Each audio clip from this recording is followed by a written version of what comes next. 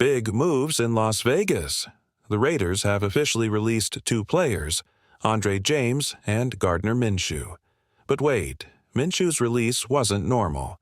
It came with a failed physical designation, meaning he didn't pass his medical checkup. Now, this got people talking. Does this mean the Raiders can escape paying Minshew the $7.6 million they owe him this season? That money was guaranteed in his contract when they signed him last year. But now that he failed the physical, could the team somehow avoid that cost? We're diving into that today.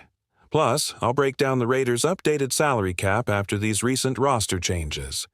If you've been following football long enough, you know salary cap management is the secret to winning Super Bowls.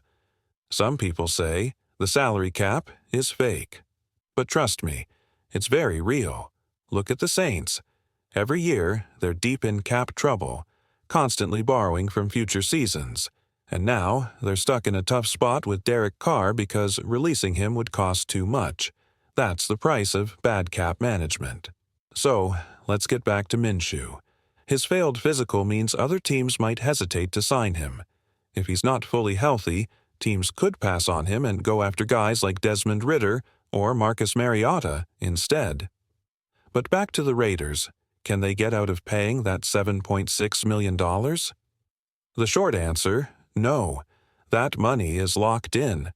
On top of that, the Raiders are sitting on a massive $44 million in dead money. That's $44 million they could have used this season if past contracts had been handled better. Think about what that money could have done. Key players could have stayed. Big names could have been signed. But now, the team has to deal with the consequences.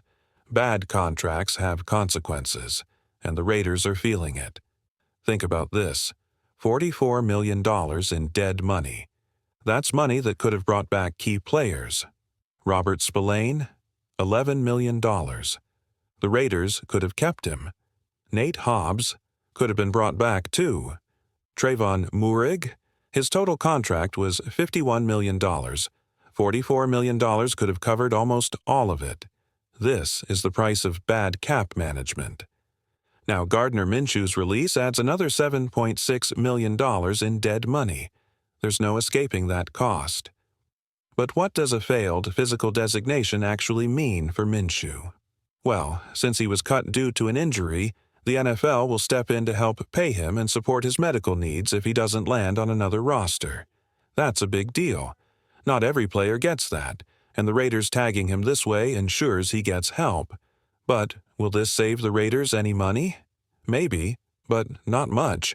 If Minshew doesn't sign with another team, the Raiders might get back less than $1 million in cap relief next season. Not enough to make a real impact. For now, Minshew is free to sign anywhere, but there's a problem. If he can't pass a physical, no team will take him. Some people are blowing this situation out of proportion, but it's really that simple. Now, let's shift focus to the Raiders' cap space. After all the recent moves, they have $47.5 million to work with. But remember, $44 million more could have been available if things had been handled better. Now, let's talk signings. Jeremy Chinn is officially a Raider. His cap hit this year? Just $6.6 million. Compare that to Teven Jenkins' $17 million per year, and it looks like a solid deal. Jenkins might be the better player, but Chinn is still a great addition, and $11 million cheaper. Another smart move? Alex Kappa. His cap hit for this season is $5 million. And the best part? The Raiders can cut him next year with no guaranteed money owed. It's a low-risk, high-reward contract. The Raiders also signed Jordan Meredith for $1 million. He's a backup, but he can play both guard positions and center, giving the team some much-needed flexibility. The Raiders' offensive line is shaping up, but there are still big questions. Right now, Jackson Powers-Johnson is expected to start at center.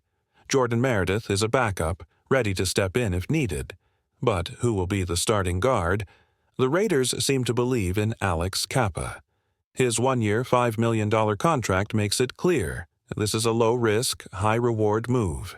If he plays well, great.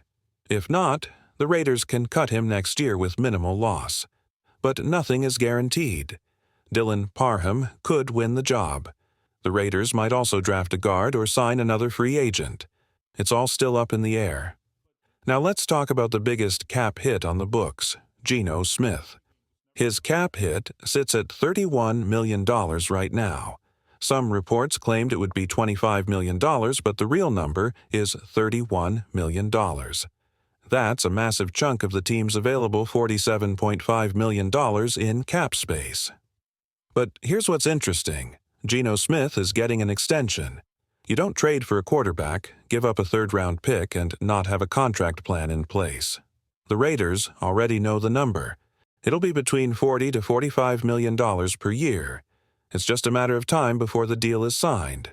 And when that happens, the Raiders might front-load the contract, just like they did with Max Crosby.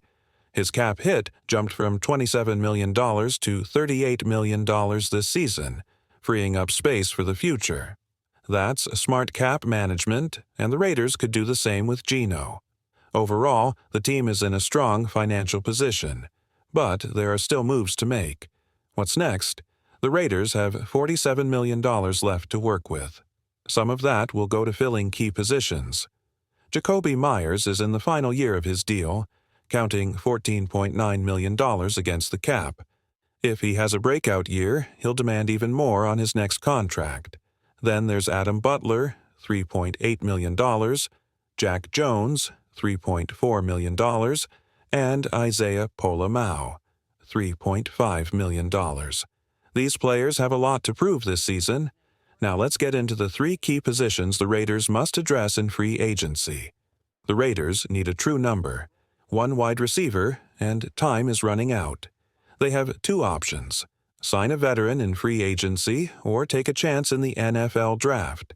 If they wait until the draft, they could target Tetairoa McMillan, but that's risky. The buzz around him has cooled, and some experts now believe he might fall outside the top 5 wide receivers. If the Raiders pass on free agency and McMillan isn't available, they could be in trouble. That's why signing a proven wide receiver now makes sense. The big-name targets. The Raiders have already shown interest in Cooper Kupp. He's a rote running machine, and even at 32 years old, he still has the skills to be a number one. One option. Then there's Keenan Allen. He's a veteran, sure, but his ability to separate and win 50-50 balls makes him an ideal target for a quarterback like Geno Smith.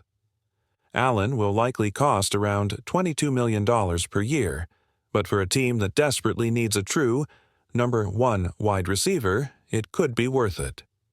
The alternative approach.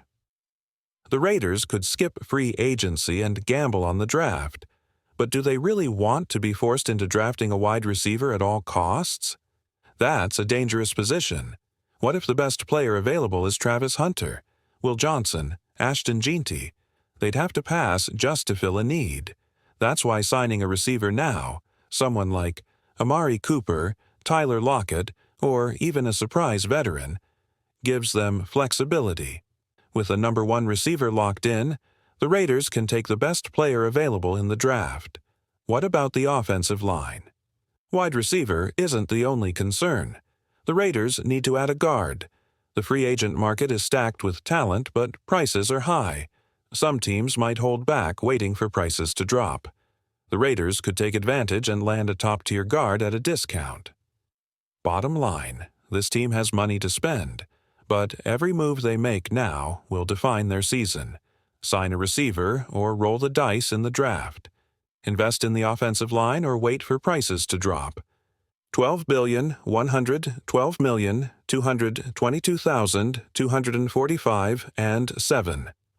The Raiders' offensive line. A golden opportunity or a missed one. The Raiders are staring at a golden opportunity this offseason.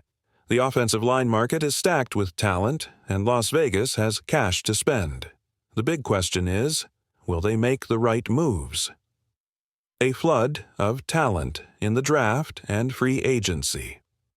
This year's draft class is loaded with offensive linemen, including tackles who might shift to guard in the NFL.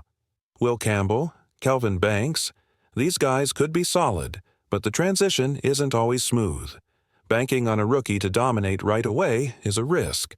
That's why signing a proven veteran makes more sense right now.